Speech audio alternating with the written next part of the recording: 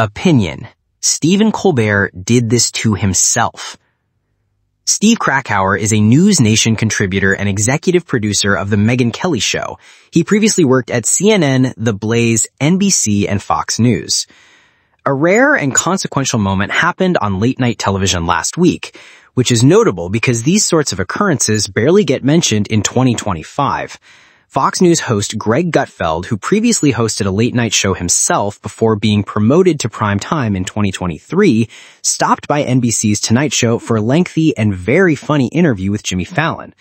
The two joked about their first meeting, a hilarious story featuring a lot of alcohol and a random New York City bar, and shared a nice moment about Greg's mom.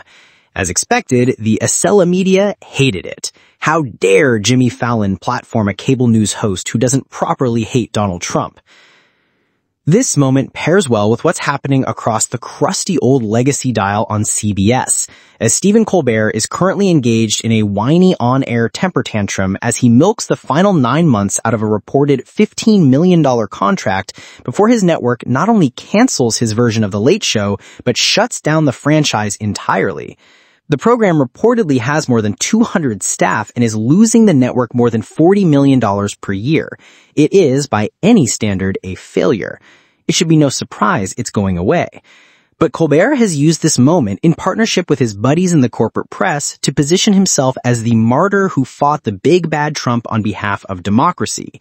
On the heels of CBS parent company Paramount agreeing to pay Trump's future gold-plated library $16 million to settle his lawsuit against the curious Kamala Harris editing by 60 Minutes, and as Paramount merges with Skydance to the tune of $8 billion, effective last week, it's a convenient excuse for Colbert to employ that his #resistance activism is what tipped his exit from the airwaves.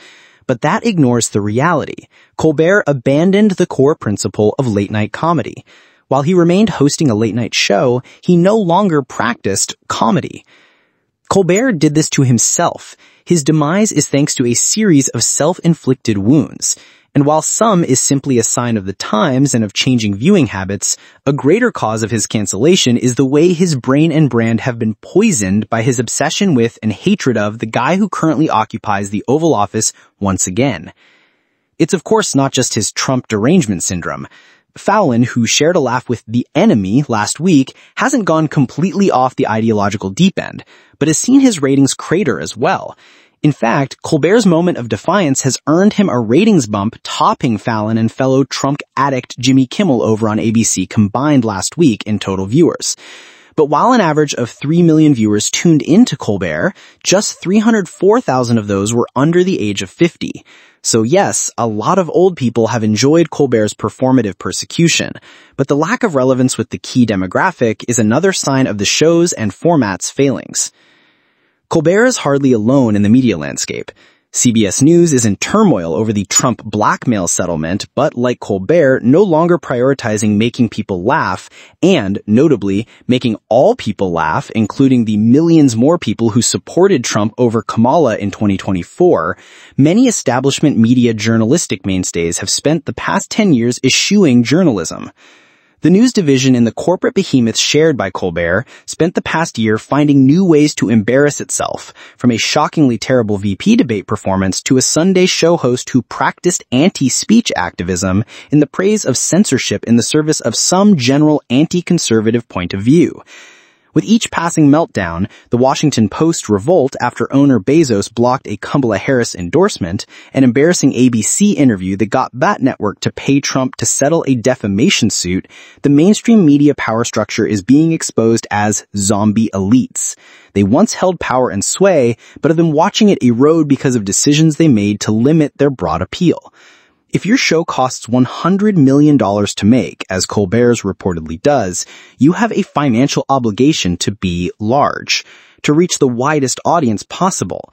The same goes for the expensive studio sets and swanky green rooms and car services that go along with the broadcast networks. But these institutions chose a different path. They chose specialization and alienation. They wanted a lack of diversity of thought. They wanted to appeal to their friends and buddies. They failed, and now they're feeling the effects of this failure. Colbert and his news colleagues are dinosaurs, and the meteor has arrived. An extinction-level event is coming. But that doesn't exempt them from expediting their demise with the choices they made over the past decade. Colbert can complain all he wants every night for the next 9 months. He has himself, not Trump, to blame for his farewell wine fest.